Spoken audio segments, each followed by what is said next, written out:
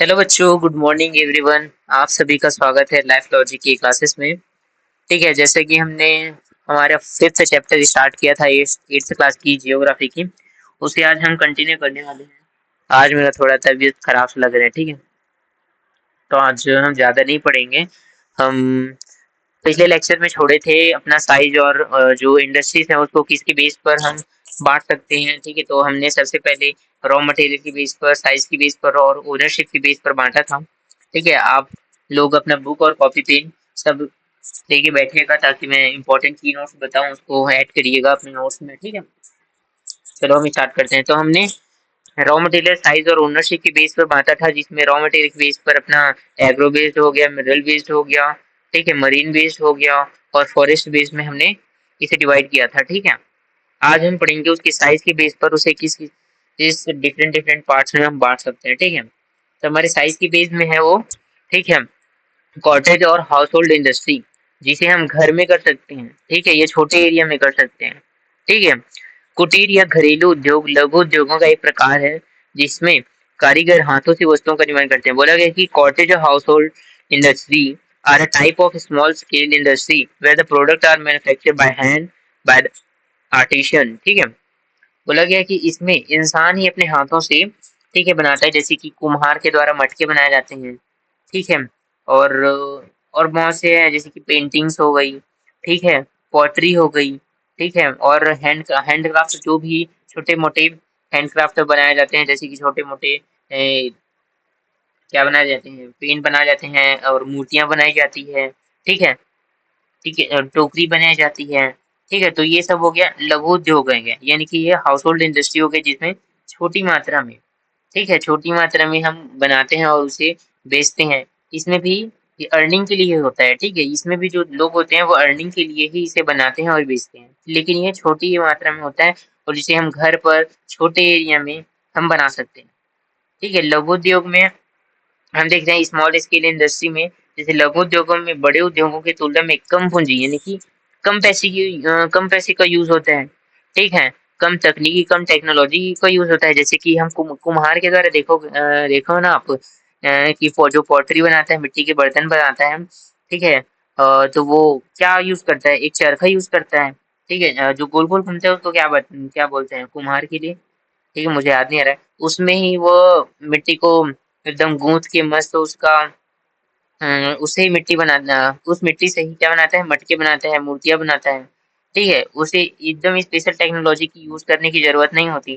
ठीक है, उतने ही में ही वह कम पैसों में अपना सब चीज कर लेता है। ठीक है, लेकिन और होते हैं लार्ज स्केल इंडस्ट्री में। ठीक है, इन्वेस्टमेंट और capital is higher and the technology used in a superior in large scale industry.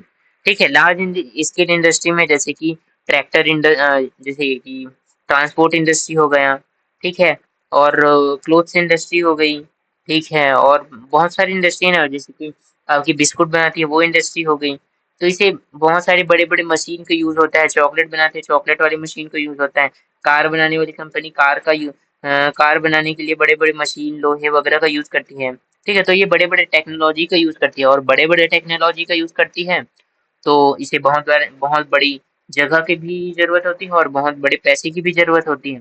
ठीक है, तो ये एक लार्ज स्केल कंपनी हो गई या फिर लार्ज स्केल इंडस्ट्री, और एक इसको स्मॉल स्केल इंडस्ट्री हो गई जिसमें, और हम उसे और छोटे में देखेंगे तो हमारे क्या हो गया, जो हाउस होल्ड इंडस्ट्री हो गई। हाउस होल्ड इंडस्ट्री को हम घर में ही कर सकते हैं, लेकिन स्मॉल स्केल इंडस्ट्री को हम जो छोटे एरिया में है ना, जस्ट हाउस होल्ड इंडस्ट्री से थोड़ा सा बड़ा, ठीक है, तो उसे स्मॉल स्केल इंडस्ट्री बोलेंगे।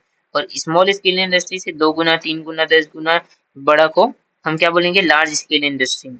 ठीक है, तो हमने साइज के बेस पर भी बांट दिया, small scale industry, large scale industry, और ठीक है, कॉटेज और हाउस होल्ड इंडस्ट्री। ठीक है, मेरा ठीक, मैं एक मिनट लैपटॉप चार्ज में डाल देता हूँ।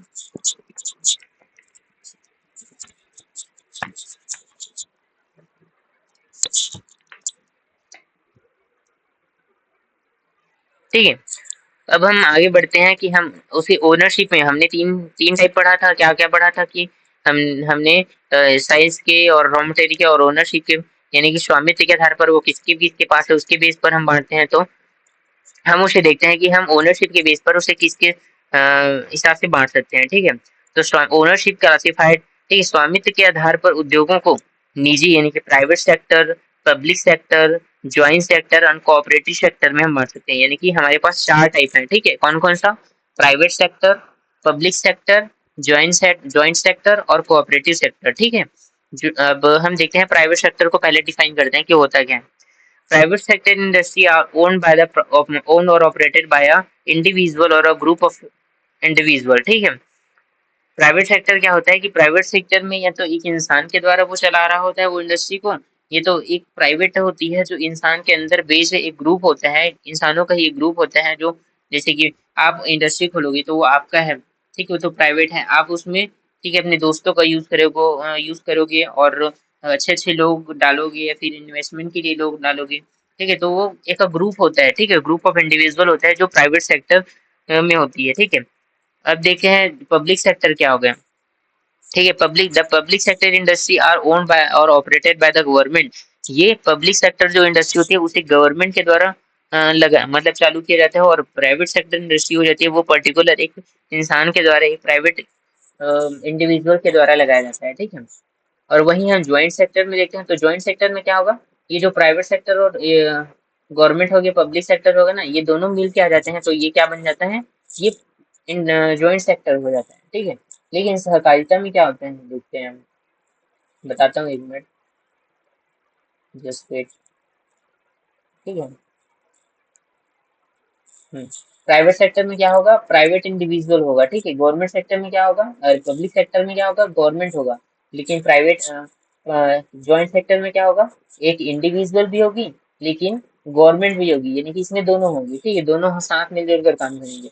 और दूसरा चौथा हो गया हमारा कोऑपरेटिव सेक्टर। इसमें क्या होता है कि जो छोटे किसान वगैरह होते हैं ना, किसान है, फार्मर्स है, या फिर कोई भी हर्डर्स है, कुछ भी इंसान जो ह्यूमंस होते हैं, उसे अगर कंपनी चलानी होती है तो सरकार उसे मदद करते हैं। देख, सरकारी क्षेत्र के उद्योग सदस्यों के समूह के स्वामित्व के संचालन में होते हैं जिनका मुख्य उद्देश्य लाभ कमाने के बजाय सदस्यों का हित होता है। यानी कि cooperative sector industry are owned and operated by the group of member whose main aim in the welfare of members rather than the profit, ठीक है।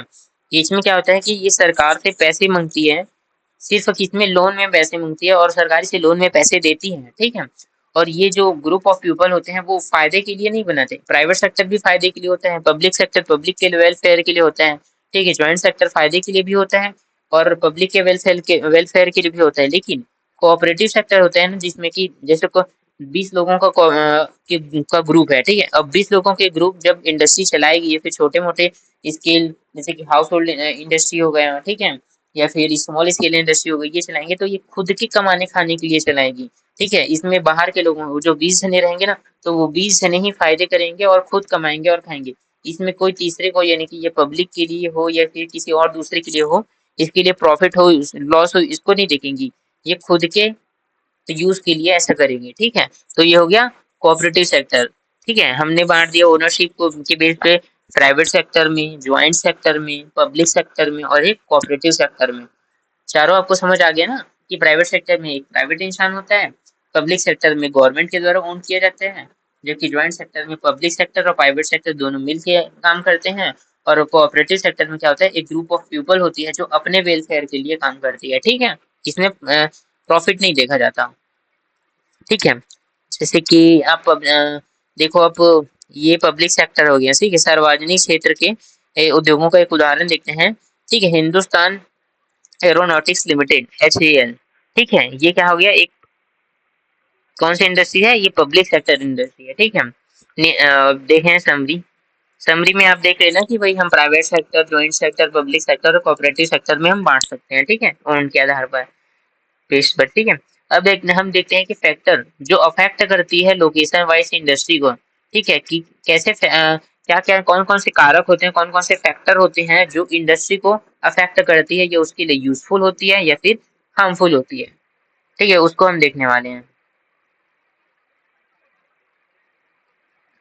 तो हमारा पहले क्या होता है, factor affecting the location of industry, ये इंडस्ट्री का लोकेशन कहाँ है, ठीक है। The availability of raw material, कि उसे कच्चा माल अच्छे आसानी से मिल रहा है कि नहीं मिल रहा है, क्या उसके पास जमीन भूमि है कि नहीं है, क्या water resources, labour, power, capital and transport market के लिए है कि ट्रांसपोर्ट है, मार्केट है कि नहीं है। जैसे देखो, आपको इंडस्ट्री सेटअप करना होगा तो आपके सबसे लिए एक अच्छा लोकेशन चाहिए जिसके आसपास आपको रॉ मटेरियल भी मिल जाए, ठीक है, मार्केट भी मिल जाए। क्या रॉ मटेरियल से आप रॉ मटेरियल के प्लेस से आप रॉ मटेरियल लाओगे इंडस्ट्री में, इंडस्ट्री में जब उसको मैन्युफैक्चर करोगे तो मैन्युफैक्चरिंग के लिए क्या होगा, आपको लैंड की यूज हो गई, लैंड में आप इंडस्ट्री सेटअप करोगे, इंडस्ट्री सेटअप करने के लिए आपको पैसा चाहिए और साथ ही वहाँ काम करने के लिए आपको लेबर चाहिए, ठीक है। अब आप फिनिश्ड प्रोडक्ट बना लिए तो प्रोडक्ट को बेचने के लिए लोग चाहिए, ठीक है। अब कहाँ बेचेंगे, हम मार्केट में बेचेंगे तो हमें मार्केट भी चाहिए, ठीक है, ट्रांसपोर्टेशन के लिए कि आपके लिए रॉ मटेरियल आसानी से लाए और उस फिनिश प्रोडक्ट को मार्केट तक भेजे, इसके लिए आपको ट्रांसपोर्टेशन की यूज होगा, ठीक है। तो ये बेस याद रखना ना, फैक्टर याद रखना कि हमें raw material, land, water, labour, power यानी कि जो इलेक्ट्रिसिटी हो गई वो, ठीक है, कैपिटल यानी कि पैसा, परिवहन ट्रांसपोर्ट, मार्केट, मार्केट में बेचोगे, परिवहन के लिए आप फैक्ट्री से उस सामान को मार्केट ले जाओगे, कैपिटल के लिए क्या करोगे, आप इंडस्ट्री सेटअप करोगे, पावर के लिए आप इंडस्ट्री रन करोगे, मशीन कैसे चलेगी, पावर इलेक्ट्रिसिटी से ही चलेगी ना, ठीक है। अब वहाँ आप लेबर यूज करोगे, ठीक है, वाटर यूज करोगे, ठीक है, मशीनों के लिए, ठीक है, अब जमीन यूज करोगे जिसमें आप क्या करोगे, इंडस्ट्री सेटअप करोगे, आपको रॉ मटेरियल चाहिए, अब रॉ मटेरियल ही नहीं रहेगा तो आप इंडस्ट्री कैसे सेटअप करोगे, या फिर जो फिनिश्ड प्रोडक्ट है, जो वैल्यूएबल प्रोडक्ट है उसे बनाओगे कैसे, ठीक है। यहाँ नीचे दिया गया है कि industry are situated where some और all this factor are easily available. Industry वहां सेटअप की जाती है जहां पर ये कच्चे माल, land, water, labour, power, capital, transport, market ये सब एक जगह मिल जाए, ठीक है। वहां आपको मतलब इजी आपको इंडस्ट्री सेटअप करने के लिए अच्छा होता है, ठीक है। Some sometimes the government provide, ठीक है, इंसेंटिव लाइक सब्सिडीज, पावर, ठीक है, lower transport cost and other infrastructure so that industry may be located in backward areas, ठीक है।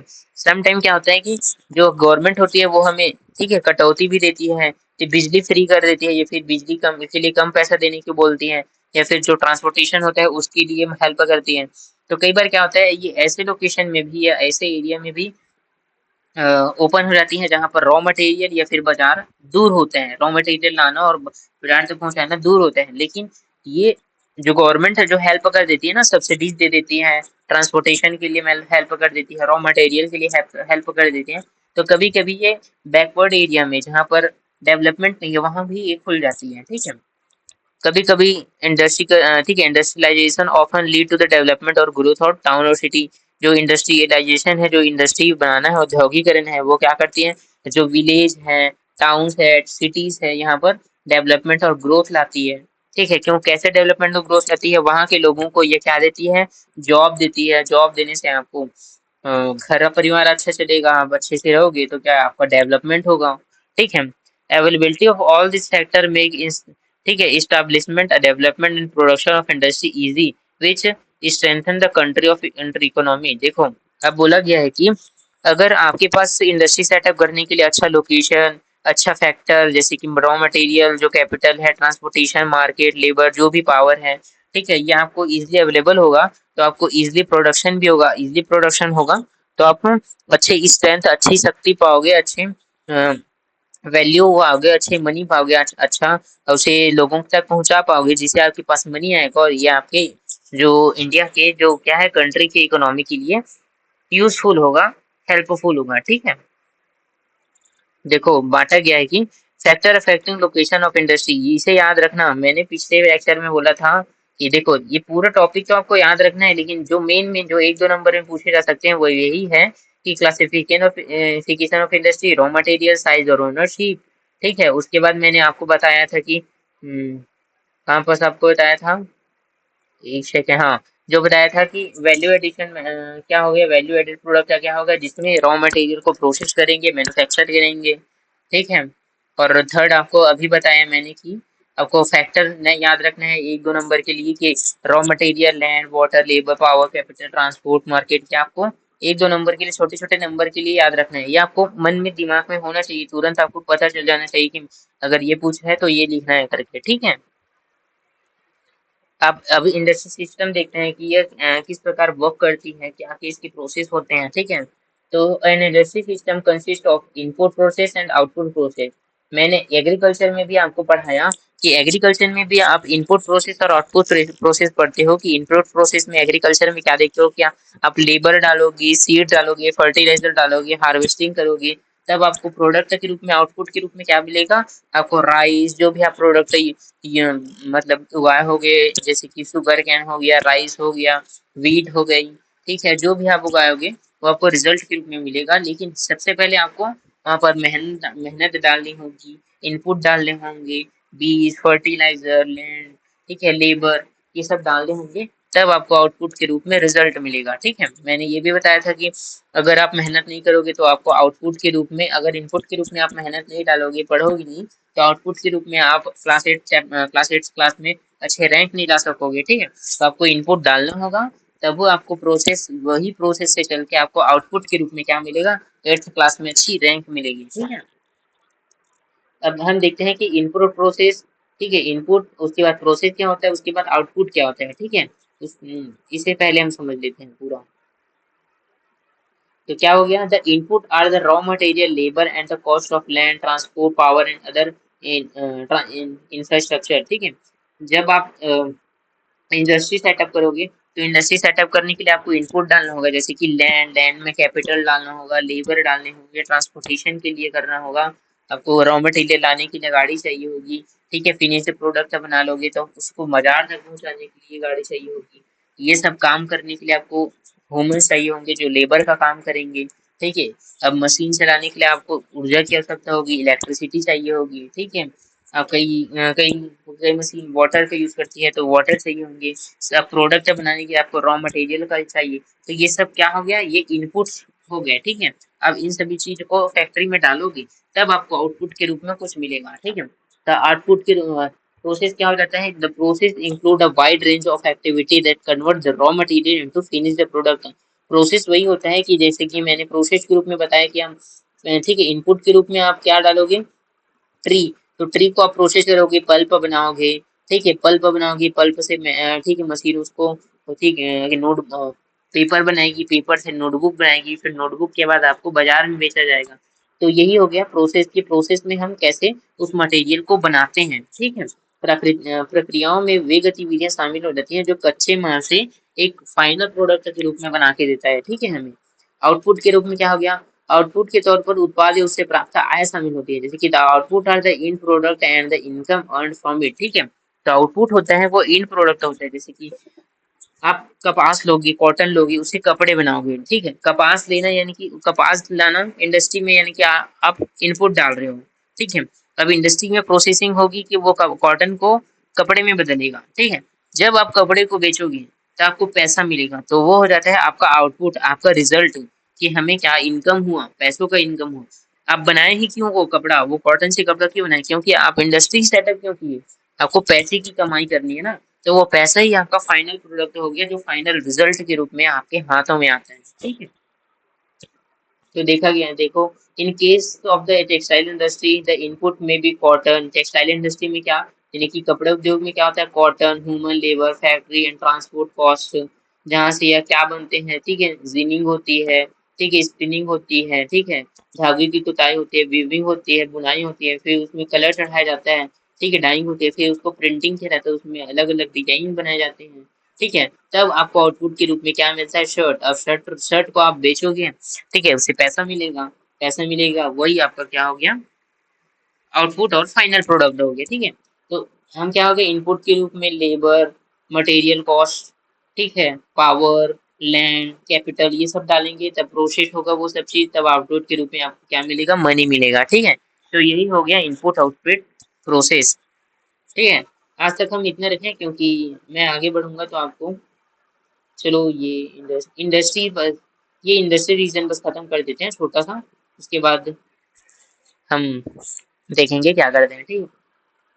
जब देखो, बताया गया है कि जब अनेक उद्योग एक दूसरे से निकट स्थापित होते हैं और अपनी निकटता का लाभ उठाते हैं, वह औद्योगिक क्षेत्र विकसित हो जाता है। जैसे बोला गया है कि industry region emerge when a number of industry located close to each other and share the benefit of their closeness, ठीक है। जब बहुत सारी इंडस्ट्री होती है जो एक ही जगह यानी कि पास पास लोकेटेड होते हैं, तो वो एक दूसरे के फायदा, जैसे कि अब रॉ मटेरियल के लिए भी इंडस्ट्री की जरूरत होती है कि मिनरल्स, ठीक है, मिनरल्स माइनिंग करने के लिए, माइनिंग करके आप रॉ मटेरियल निकालोगे तो माइनिंग इंडस्ट्री हो गई, ठीक है। उसी के साइड में आप क्या करोगे, ठीक है, उसको प्रोसेस करने के लिए इंडस्ट्री बनाओगे, जैसे कि आप नमक नमक माइनिंग नमक बनाओगे, ठीक है। समुद्र से पानी निकाल कर उसमें नमक नमक बनाओगे, फिर उस नमक को क्लीनिंग करने के लिए दूसरी इंडस्ट्री में भेजोगे। तो आप कोरिलेशन में हो गए ना, आपको एक इंडस्ट्री क्या दे रही है, रॉ मटेरियल दे रही है, और एक इंडस्ट्री क्या दे रही है, आपको फाइनल प्रोडक्ट बना के दे रही है, ठीक है। तो ये एक दूसरे से बेनिफिट्स में हो जाते हैं, ठीक है। देखो बोला गया है कि major industry region of the world are system eastern North America, western and central Europe and eastern Asia है। बोला गया कि पूर्वी उत्तरी अमेरिका, पश्चिमी मध्य यूरोप, पूर्वी यूरोप और पूर्वी एशिया में, देखो बोला गया ना, पूर्वी उत्तरी अमेरिका, पश्चिमी मध्य यूरोप, पूर्वी यूरोप और पूर्वी एशिया इस सब पर लोकेटेड होते हैं, ठीक है। Major industry region major industry region tend to be located in the temperate, यानी कि ये शीतोष्ण टेम्परेट एरिया में, समशीतोष्ण एरिया में लोकेटेड होते हैं, नियर सी पोर्ट और स्पेशली नियर कोल फील्ड, यानी कि ये क्या, कोयले के खदानों के पास या फिर बंदरगाह यानी कि पोर्ट्स के पास ये लोकेटेड होते हैं, ताकि ये एक देश से दूसरे देश तक पोर्ट के साथ पोर्ट में माल डालकर, मटेरियल डालकर दूसरी कंट्री तक, जैसे कि यहाँ पर पूर्वी उत्तरी अमेरिका, ईस्टर्न नॉर्थ अमेरिका, यहाँ के पोर्ट से यहाँ कहाँ आएगा, ये पश्चिमी से, पर यहाँ से ऐसे करके ये पश्चिमी से आएगा, पूर्वी यूरोप जाएगा, ठीक है। यहाँ से यहाँ से भी यूरोप से ये ऐसा घूम के ईस्टर्न एशिया जाएगा, ठीक है। तो ये कहाँ कहाँ होते हैं, ये कोलफील्ड के पास होते हैं, ठीक है। दूसरा ये किसके पास होते हैं, बंदरगाह यानी कि पोर्ट्स के पास होते हैं, ठीक है। अब हम इंडिया में देख लेते हैं कि इंडिया में कौन कौन सी इंडस्ट्रीज हो गई, ठीक है। इंडिया में कुछ मेजर इंडस्ट्री हो जाती है, जैसे कि मुंबई पुणे क्लस्टर, बेंगलुरु और तमिलनाडु क्लस्टर, ये रीजन, हुगली रीजन में, अहमदाबाद में, छोटानागपुर में, विशाखापट्टनम में, ठीक है, गुरुग्राम में, ठीक है, कोल्लम में, कोल्लम हो गया, तिरुवनंतपुरम, और ये सब क्या हो गए, ये को रिलेटेड में मेजर इंडस्ट्री हो गई इंडिया की, ठीक है। तो हम इंडस्ट्री का ये चैप्टर यहीं तक रखते हैं, आगे हम देखेंगे कि और क्या है इसमें, ठीक है, क्योंकि वीडियो बहुत लंबा होता जा रहा है। हमने आज क्या पढ़ा, इंडस्ट्री के रीजन पढ़े, ठीक है, रीजन कहाँ कहाँ इंडस्ट्री लोकेटेड होती है, ठीक है, उनकी क्या क्या सिस्टम होते हैं, कैसे काम करते हैं, इनपुट आउटपुट प्रोसेस पढ़े, ठीक है। अब फैक्टर्स पढ़े कि क्या क्या फैक्टर्स को अफेक्ट करते हैं, ठीक है, लोकेशन हो गया, ठीक है, उसको ओनरशिप के आधार पर हम बेस पर उसको बांटे कि प्राइवेट है, ज्वाइंट है, कोऑपरेटिव है, पब्लिक सेक्टर है, 4 टाइप में बांटे, तो उसकी साइज पर बांटे कि स्मॉल, ठीक है, small scale industry, large scale industry, house hold industry, ठीक है।